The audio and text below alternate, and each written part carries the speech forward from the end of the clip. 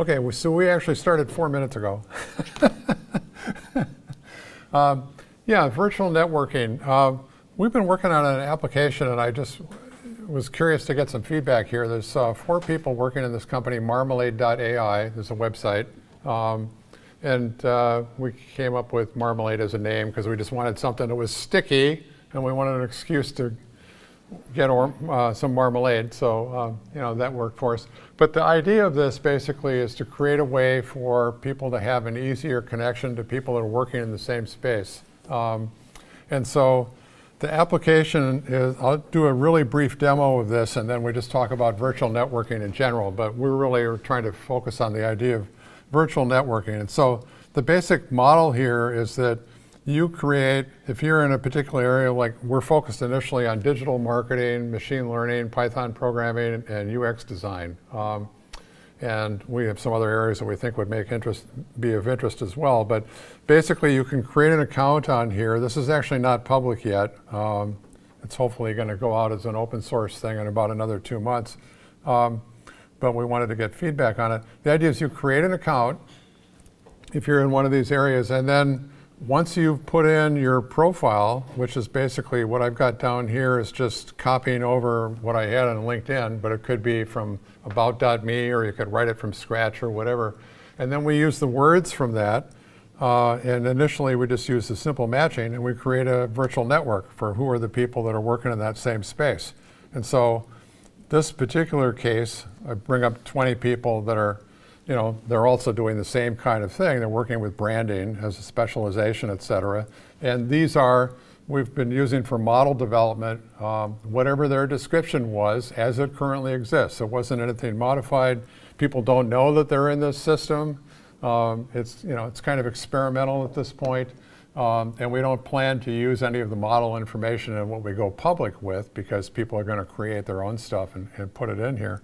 But the idea is that if you change to a different area of specialization, like say I change my profile and I say, well, I'm still doing digital marketing, but I'm not doing branding. I'm doing, you know, maybe, well, let's get over here to pick, like I'm doing SEO. See if I can select that. Okay, unfamiliar keyboard. There we go. Oops, unselected it. Okay, and then if I hit the profiles, it'll bring up a different group of people. And initially it's the same group of people because there's a little problem with Vuex lifecycle hooks that we haven't worked out yet. But actually it's a different group of people, 25 people that are a match on that. And you know, this is designed so it would run equally well on a phone. I can't demonstrate it on here particularly, but you know, if you scaled it down to a smaller device, you can work on there. And so what we're intending to add to this next is basically a checkbox at the top that says you can contact me if you want to have a conversation about SEO and digital marketing, if you're working in the same area. So one of the big questions that we have is, will people be willing to talk to people that they don't know if it's an exact match to, you know, an area that you're interested in? The opposite of that would be like every day on LinkedIn, I get about, maybe 24 in-mails offering to sell me one thing or another, and I never even look at any of them because they're always irrelevant. So, you know, will this actually be relevant? Are people going to be willing to talk to people that they don't know? Well, we think it's like, would you read a book by somebody you don't know? Well, I guess so. If it's relevant, it has to be an exact enough match. So we're thinking virtual networking in that space really needs to be something where you can just take your existing information. In this case, it's the profiles of people, what they had on LinkedIn. That's what we use for model development, and throw it in here. And then you automatically are having a network created for you of people that you could connect with. So we're going to use, I don't know if anybody's worked with the Twilio API or the daily.co API. We're going to use a video call API so you can just do a direct connection through this. So it'd be a bit like posing a question on Stack Overflow or Reddit or Quora.com, something like that, except that instead of typing the text and maybe getting an answer back that's relevant next week, you could just talk to somebody in real time who's doing the same thing that you're working on. So it might be a good thing to do. It might not. So we're going to try to figure that out. Skip implementing their chat SDK. It's still kind of immature. Well, and part of what got us going on this is that we really started this just before the pandemic hit, probably the fall of the year before. I can't even remember now. Was it 2019? I think 2020 is when you sort of lose sense of what the time was. And initially we thought we would do this in React, and we did some prototyping in React, and then we moved it to Flutter because we thought, oh yeah, Flutter, we could write something that would run on Android and on iPhone equally well and generate object code.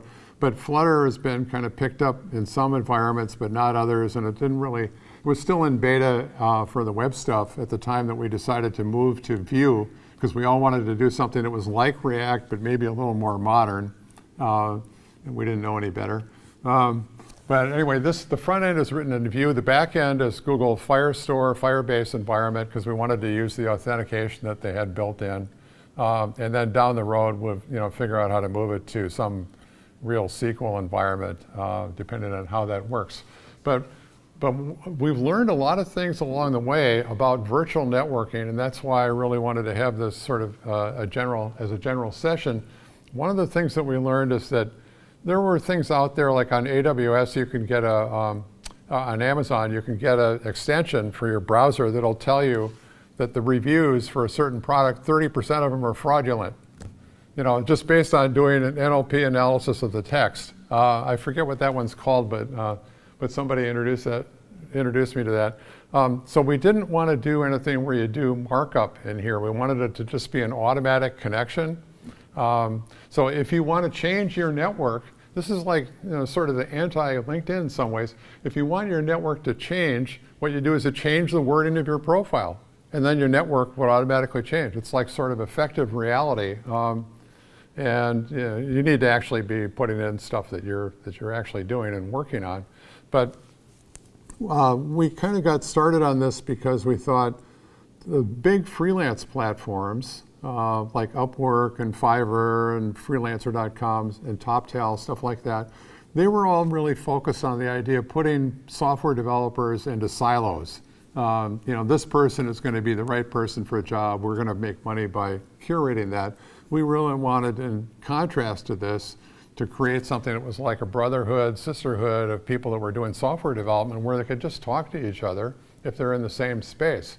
And it might turn out, one person in 10, one person in 20 is really good at finding particular jobs, particular category of jobs, but everybody else really just wants to be focused on having their expertise in their particular area and not have to do all of that. So how this is going to evolve down the road is kind of an open question.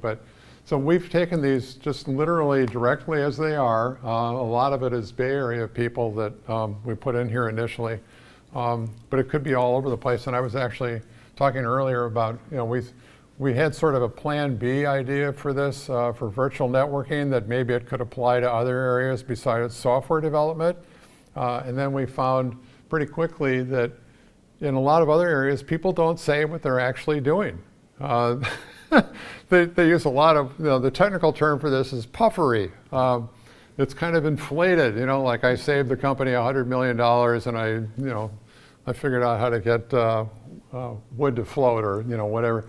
But in the case of software developers, they don't usually say that. People say what you're actually working on, and so it's probably more ideal for networking. But I'm kind of curious, is anybody using any kind of networking tools today? Because we've been without networking very much for 3 years now. And when we started, we originally talked to a couple hundred people basically on our LinkedIn networks. By the way, one person is, my CTO is actually a linguistics and computational linguistics PhD from UCLA originally. And then there's a Johns Hopkins and Princeton person who's a Python guru who's doing a lot of EY stuff with machine learning. And there's a Berkeley person who's like the fourth co-founder. And we've been doing this all remotely for 2.5 years at this point. But when we started it, we basically just talked to people that were on our network, and we said, what problems do you have with networking? How could it be better? And we found this is pre-pandemic, and we found the classic thing was that everybody pretty much said the same 3 things. You go to an event, you go to a meetup.com thing, and you find out afterwards that so-and-so was there that you really should have met, but you didn't know they were there. And so, making meeting people more efficient was one thing. And then the second thing was that everybody had in common was everybody feels like they have people from 5 years ago, 10 years ago that they worked with then that have no idea what they're doing now, but they'd be happy to help you if they only knew what you were currently working on. And there are some people that use spreadsheets to stay up to date on this kind of stuff, but not many. And it's considered to be kind of obnoxious to do. But then the third area we thought was actually the most interesting one, was everybody feels like they have the biggest network they could have already. You can't spend 50% of your time networking. People will think that you're crazy. So, there needs to be some way of making it more efficient. And we thought, this is the era of Docker and Kubernetes and all these virtualization technologies. There should be a way to be able to make networking be more virtual and make it easy to connect with the right person, just like you would do that with a book. So we're trying to do that, but the closest thing to this that I know of is lunchclub.ai. Is anybody on Lunch Club or heard of it? There's about 50,000 people at this point. Yeah, and they do, it's a similar idea in the sense that they'll take your interest in, they don't use your profile. You have to check off particular areas that you're interested in. But their model is you might want to set up 2 calls for next Thursday afternoon with somebody else who's an entrepreneur. So it's really entrepreneur to entrepreneur oriented kind of thing. And there's about 50,000 people that are on it at this point. It's become somewhat more international. And they supposedly use AI to make the connections, although I don't know, if it turns out to be a serendipitous connection and you're both interested in bicycles, that's sort of their model. It's not a very exact connection, I guess is the point. And I remember talking to an AWS software person about a year ago, and I asked how often did he think these were actually accurate, useful connections, and he said 7% of the time. I said, well, why are you even still doing this? And he said, well, because there's enough random things that happen in it that something comes out of that. You don't know where you're actually going to connect on it. So we wanted to do something that was more accurate than like Lunch Club as kind of the model for this. And LinkedIn is kind of the old-time processor or standard environment. Everybody has a resume on LinkedIn, and so we thought we'd use that as a model to start from. But so my question really was, and I've talked too long about this, what does anybody need for virtual networking? Yeah. Well, I think it's a super valuable subject. I was aware of a company a while ago, local collaborative AI that was focused on having folks do surveys at conferences and things, or internal businesses that complete surveys, and then it had a matchmaking algorithm that would put people together in groups, so it wasn't a one-on-one. Yeah. It was a way to, like, the trivial examples, if you went to a wedding and you would seat you together at a table based on your common interests or goals or something like that. Which I thought was very interesting at the time, but I think it was just like trying to take, it would also work with social media profiles and stuff that they could plug all that into a black box in addition to these surveys. But it seems to me, I think that you put your finger on it, no one is, that you don't know exactly what people are actually doing now. Right. And it seems like that if you had people like, well, I would be okay with you doing what I would do now if, and you were bringing people that were relevant to that, if I was in the driver's seat of when the actual connection was made, so that you could suggest people, like, it's kind of like the way that people do some big stock trades, right? Sometimes if you're going to do a big stock trade, you might float an indication of interest in a certain thing, but you didn't want people to know that it was you that were interested in it, because that would be potentially costly information for people to know that from the stock price might go up when you were interested in Right. buying it, that kind of thing. So it seems if you created some kind of a middle layer to protect the privacy, then you could get people to say, look, I'll let you monitor my Google search entries if it's going to help me get faster to an end result in terms of helping me further this idea that, right, if you could, so it seems like some kind of privacy layer, security layer might open the door for people to play that way. Kind of a related idea I had was like a virtual water cooler. Now, we all have time when we're like, we're wasting time. Donut.com. We're at our office and we should be working, but we're screwing around, right? And maybe, and I thought, wow, wouldn't it be good if that's like me wandering at the halls, down the halls at some big corporate office, wouldn't it be cool if I could bump into somebody virtually who was wandering around at the same time, and then we could have a fruitful conversation, right? At least get a connection and learn something and maybe further our objective. But that's again a thing that, do I want people to know that I'm wandering around on Facebook now instead of doing my work? Yeah, I work for myself, so it's not so much an issue. But I think that having some middle thing that would allow you to expose that, but not necessarily make use of it, but still be in the driver's seat, so it wasn't being, you could still say, well, I really don't want people to know now. Does that make sense? Yeah, I can't think of the name of the company, but the person that started it, Rahul Vohra, currently has a company called Superhuman, and their whole focus is on doing email that's really good. It's an Andreessen Horowitz investment in the Bay Area. But Rahul Vohra's previous company, I think it was called Reportive. It was bought by LinkedIn, and they pulled up all the information about what somebody had tweeted recently, what they posted on Facebook, what they put on LinkedIn, et cetera. The idea was you're doing a sales call with somebody, you don't know who they are from Adam, so give you some context.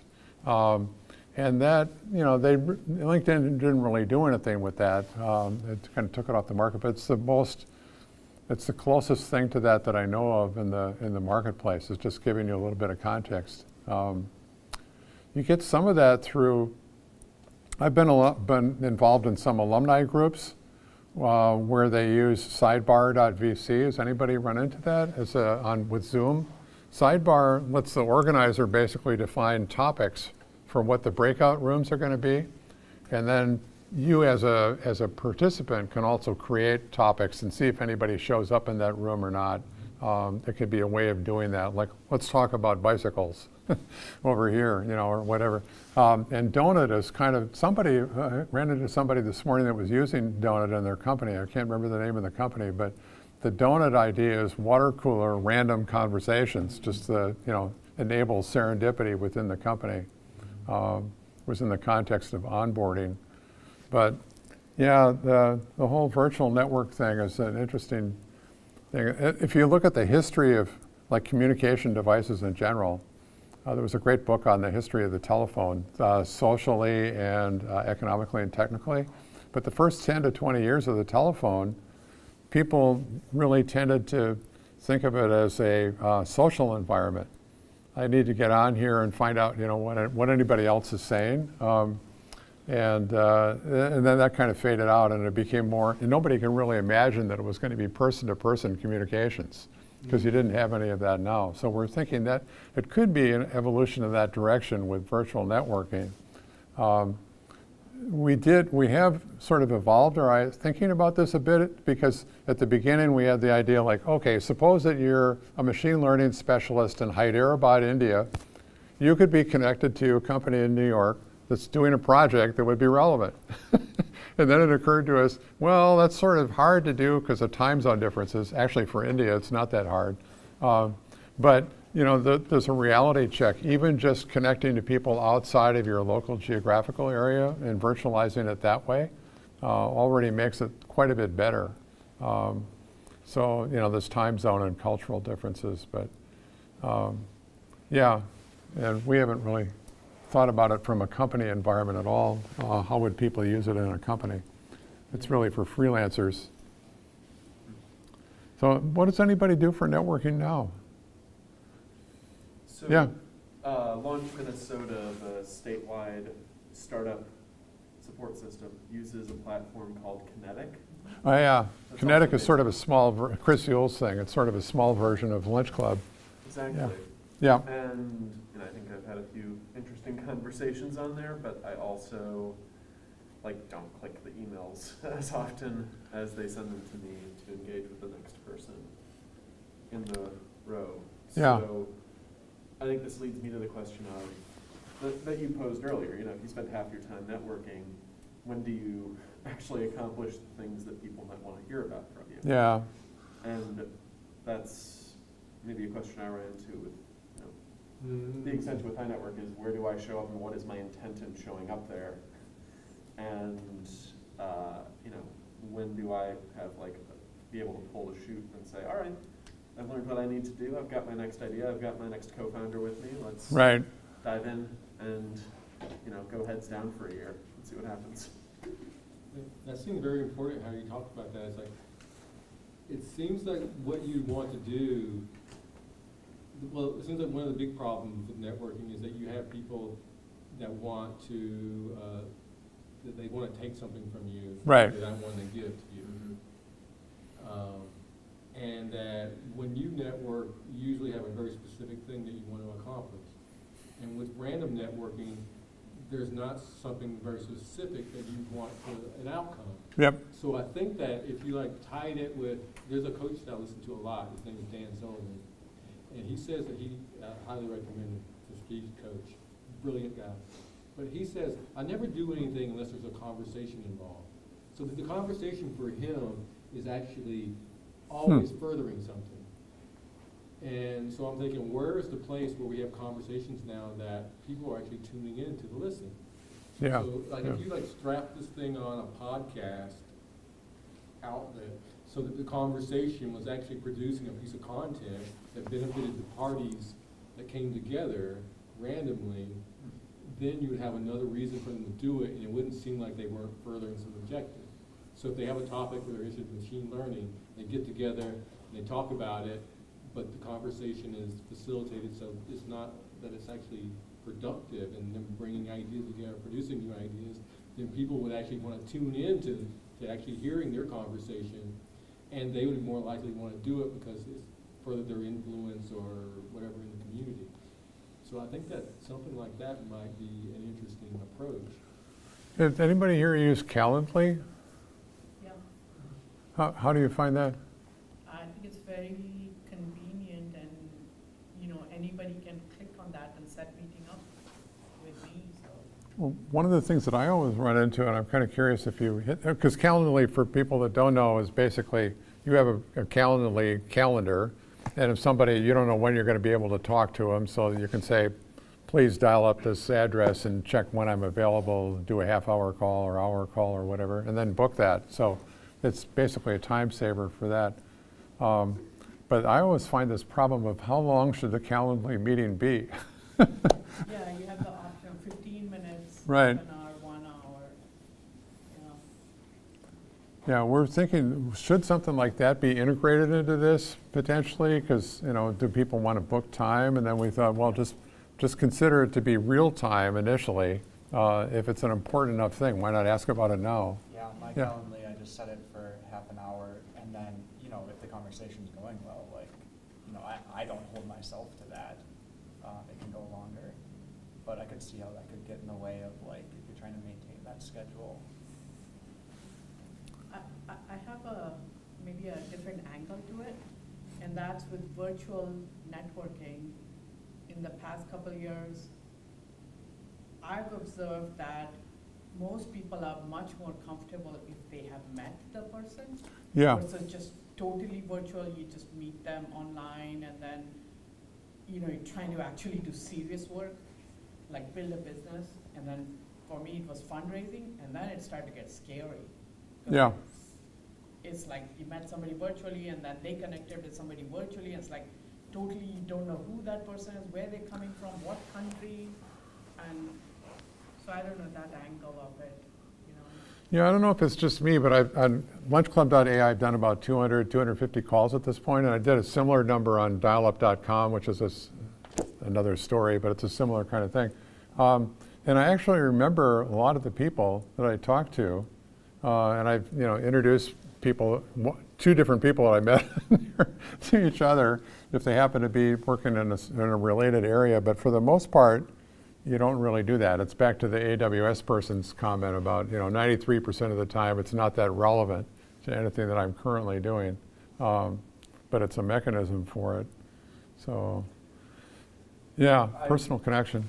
Well, I feel like there's that stereotype about Minnesotans where if there's a conversation we're not interested in, we'll just sort of sit there and smile and nod and then say we'll follow up and then just, set it aside and move along. Yeah. If we are in that 7%. So alongside the technology angle, maybe, no platform is going to make a perfect introduction every time. So how does that, A, is that true for any group or any individual? And then B, if we find ourselves in a situation of, wow, this is an amazing conversation, how do we express that versus if we think it's in that 7% or the other 93%, how might we protect our own time, protect the time of the other person by saying, you're doing cool work, I have no idea what the heck I can do to help you. Or yeah. I feel like I'm describing something. So, and then how do you as the person who's built the platform take in that feedback and use it to improve the algorithm? Well, I mean, there's always some connection, like maybe it turns out that you both like bicycles or whatever, but I think one of the things that I've really personally found missing in Lunch Club and also on dialup.com is that you don't have any historical trace. So you remember that you talked to somebody, like this AWS person that I keep citing, I think that was like 12 months ago. I don't remember exactly what the name was. I'd like to be able to go back and find that and just have a log of all the connections that I made. And maybe if my network changes over time and I change the wording that's in here, I need to have some way to be able to go find that. So you need a virtual network that's just purely instantaneous. It's not good enough. There needs to be some historical trace to it too. But we don't need that for like phone calls or, well, I guess we sort of have it with email. Although I'm always finding that to be a problem too. What channel did I hear about something on? Was it a text or an SMS? Was it an email? Which email account was it? Where did I see that? Yeah. Good salespeople do that. I mean, they take notes of the calls. They're actually tracking. Yeah. I used to have a little black book. I forget what the name of the company is, but they fit in your pocket really well, and it's great for taking notes, and you just do, yeah. Exactly. Exactly like that. And I had a whole stack of those that had all my notes in them. So in the military, when you're hunting down certain people, like so in the Iraq War, they were giving out card packs, like 52 playing cards, with the faces of the top, like desired Iraqi officials, yeah. Hussein's like kids and things. A similar idea would be having a Rolodex app, or I've done this for conferences, where you just have something for people to refer to, so they can be like, that person looks interesting, let me see who that is. And then there's contact information or a way to track the interaction. But that tends to be highly contextual, like based on the kind of gathering and the kind of stuff around it. Yeah, the other company besides Lunch Club that I made reference to, dialup.com, it really started with the 2 co-founders.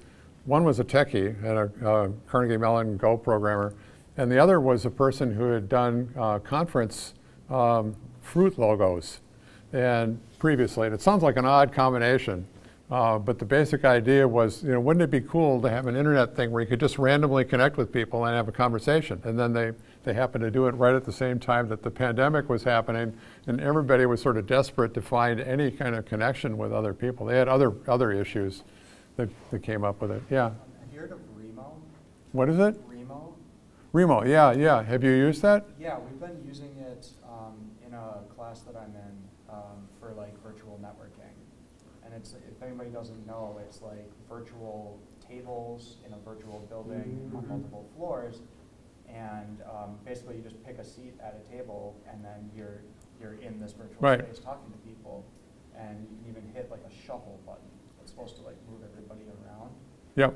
I wonder if we could do something like that for virtualization. Yeah, maybe a bit more specialized. The San Francisco Python group has used that for their meetups for the past 18 months maybe. And they'll define a table, like this is the table for, I don't know, machine learning, let's say, if you're interested in that. And then people move their little avatars to that. And then you're connected and you see people. I think you see the other avatars maybe, I can't remember. It's just like Zoom, just like video conferencing. Yeah, but it's there's like whiteboard features. It's proximity, but it's not like everybody that's in the session. It's just you have to go to particular places to be part of it. Sidebar.vc as an add-on for Zoom is kind of like that in a way, but they don't do the whole trying to create a physical reality space to be in. They just create topics that you can modify and join a particular room. So it's a little bit like Barcamp, actually. You know, define whatever the topics are and modify them as you go.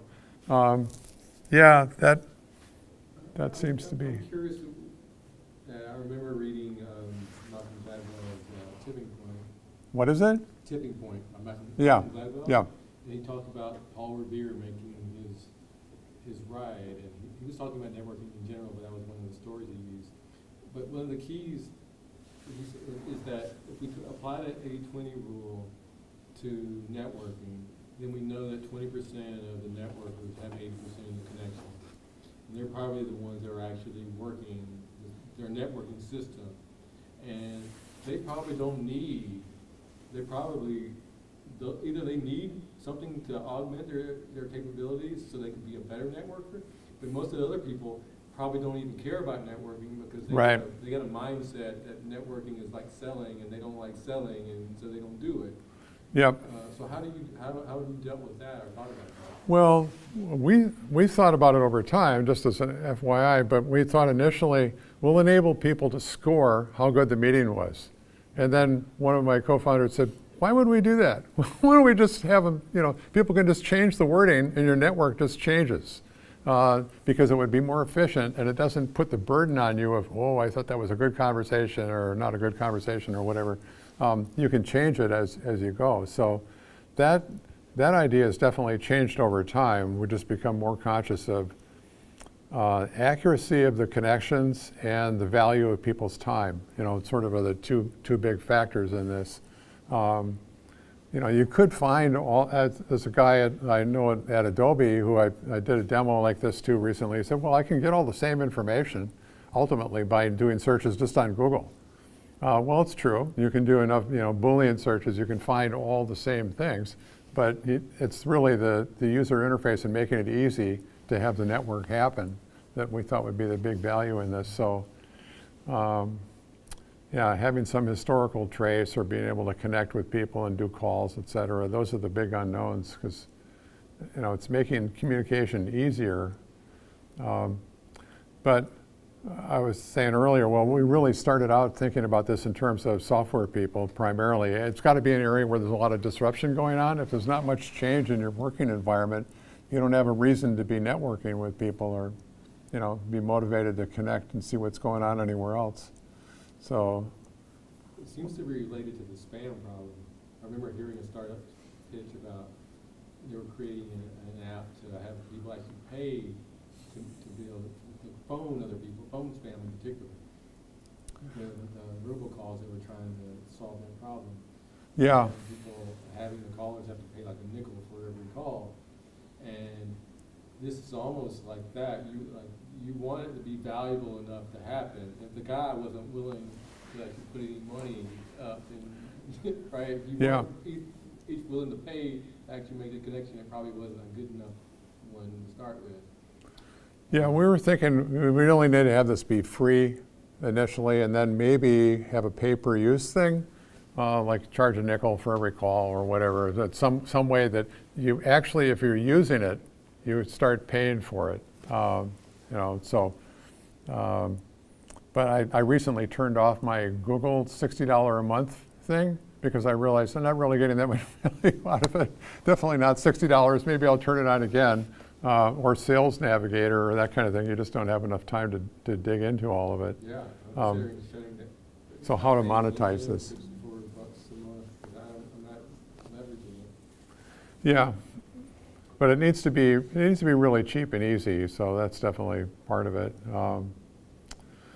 Yeah. Well, what else does anybody think of when you think of virtual networking?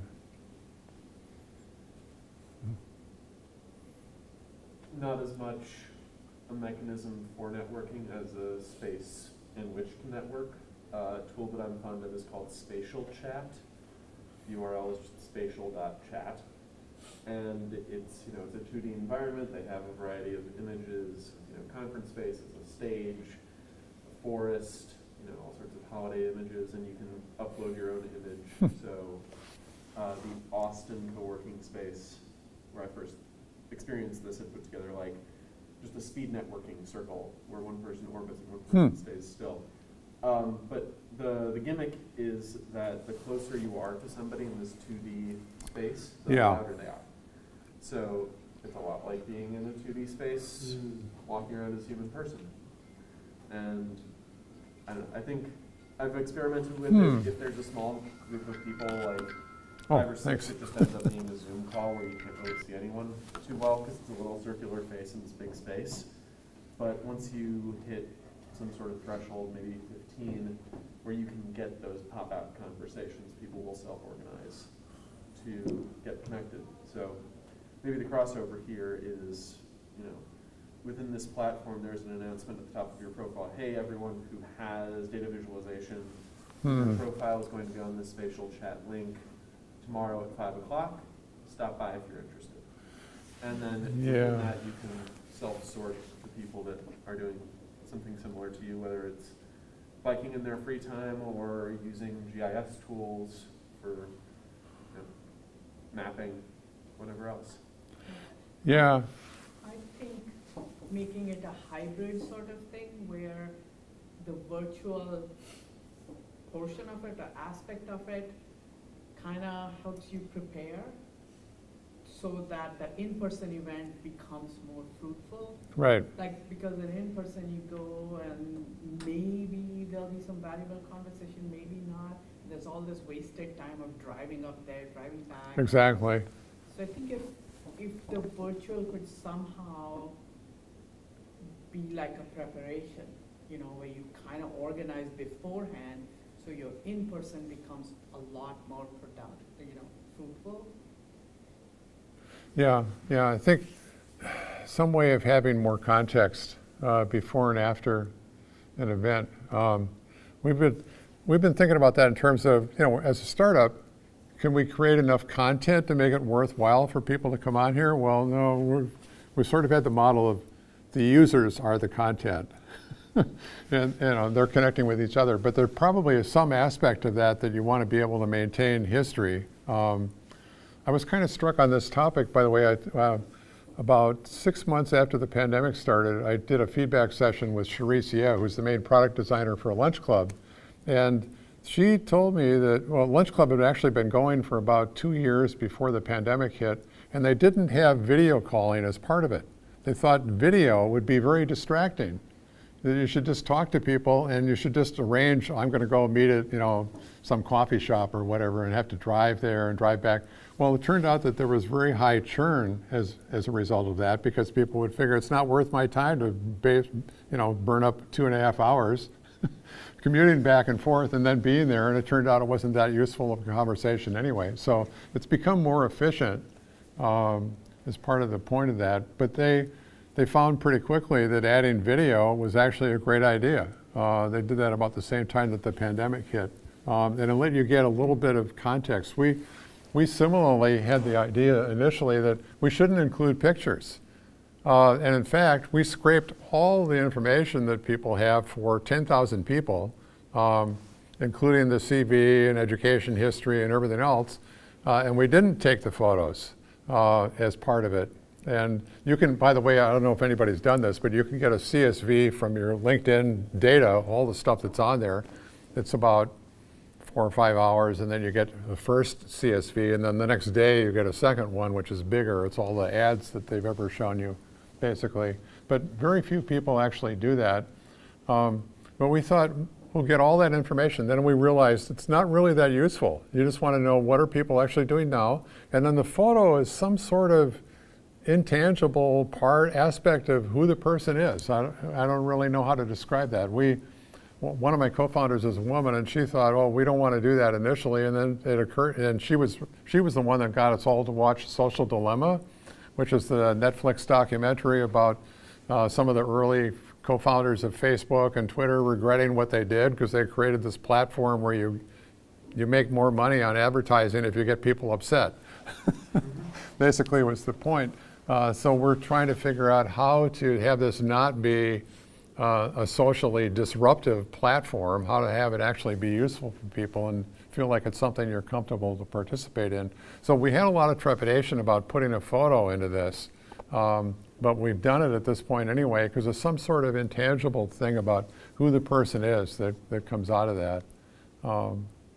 We even... It mirrors real life too, right? You go to a group, sometimes you don't know why you're drawing someone, right? But you have a lot of visual information, right? 60% of our brain is processing visual information. Yeah. So if you leave it out, I think that's a big gap. And it seems like what you want to do is you want to manage your risk. And we do that all the time. We're deciding who's safe and who's not to approach. So it seems like the same thing will be active online. So it seems like the picture is necessary. In fact, the more pictures, probably the better. Well, we actually thought initially, this is another idea we've kind of thrown out, that we'll have incorporated in the app an easy way for people to create a 10-second video or a 30-second video, and that would be part of your standard thing. And we thought, well, people aren't going to want to do that, because it's like low production value. You just have your photo already there. We can just import them. Why bother with all of that? But short videos are really taking off. The young people, yeah. oh my God, everything's like a 3-second video. Or 3-second, literally like 5-second video. Well, LinkedIn has tried to push that actually, create a video for your LinkedIn post or whatever. I don't think very many people have done it though.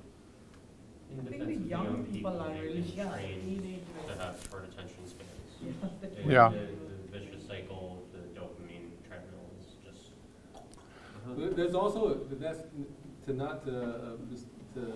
denigrate them so much on that, because there's a ton of information in the video, right? That's an information density compared to, a profile or even, I think there's a tremendous amount of information, so they may be deserving more credit in terms of actually paying attention to them. It's like, I'm smiling. Yeah, question back there? Yeah, Or point? I joined the conversation a little bit late, and so I'm kind of getting caught up, but it was interesting. I'm going to go on a little tangent here, but it was interesting. Earlier in the day, I was talking to a coworker.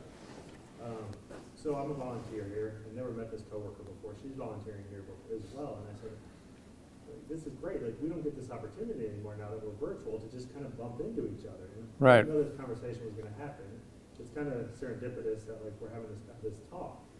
But I'm wondering, I'm listening to what some people are saying about the lunch club or some of that. My thought is, what we had actually talked about is they're like, how great would it be if we could kind of put in our interest and connect with other people within the business, Yeah. to learn about them. Best Buy is, I don't know, 20,000 people deep, and we meet very few of them. But I think it'd be like a great culture to be able to get to know people in different areas of the organization, to get to know people without just doing it through meeting. I mean, obviously this would be a meeting, but the only way I meet people is through like an actual meeting that I have. So my circle stays very small, and the business is really big. So I'm wondering, is there an app where like, I think like Lunch Club, but I don't want it to be national. I just want it to be within my business. I just want to meet somebody from the other 20,000 within my company. And maybe we use like Microsoft Teams, where like automated meeting of people in teams. Am I making sense? Have you guys heard of anything like this? Collaborative AI had something like that where they were trying to promote. The guy who founded it used to be at Health Partners, but where they were trying to promote, they were taking all the information about the people in the corporation, feeding it into a black box, and basically saying, okay, here's the random groups that you put together based on interest, we can connect and try to accelerate serendipity. Yeah, meaningful interactions with other people within the business. Yeah, we're focusing this on, individuals and just people that want to have a brotherhood and sisterhood of people doing similar stuff. But a bigger corporate environment, there's definitely a need for something like this because you have no idea what all these other people are doing. Right, I have no idea. Maybe you were in the same session that I was, but somebody was talking about how it was actually serendipitous to be put in this group where he was close to the healthcare HR people. And so he found out about various programs that they were doing that he otherwise wouldn't have learned about at all. So, yeah. I'm curious, do you know anything about Wikipedia and how it operates? Because it seems like it's something like that. These people are collaborating on these articles, right, for about particular topics. Well, yeah. Do you know anything about that? Actually, yes. I did a previous startup that did mobile CRM, and one of the people, this is back in the mid-90s actually, Ward Cunningham, who developed the wiki technology that became Wikipedia, he was all but signed up to join us in the company. And then he was wandering around talking about, I think we need some way to enable people to do gossip more easily and spread ideas. And that just ended up happening. It turned out it was the right time, the right place. Warren likes to say, well, it's not that I had a really good idea. I have a lot of ideas. Most of them are bad. But the wiki one kind of connected. So it's a similar kind of thing. You want to enable people to create content. But the way Wikipedia itself operates is kind of interesting because it's a self-organizing community in a way. And it's become very international too. I like to think of my main contribution to technology development as not hiring Ward because we got Wikipedia instead. But that might have happened anyway. So, yeah. We have a 5-minute warning.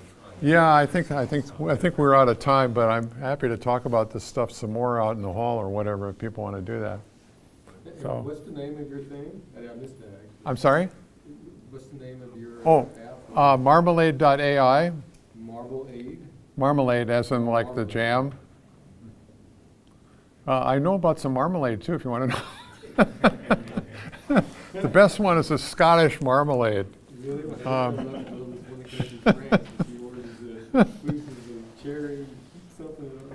Well, thanks for everybody for contributing. This was a great discussion. So, and I'll put this up online.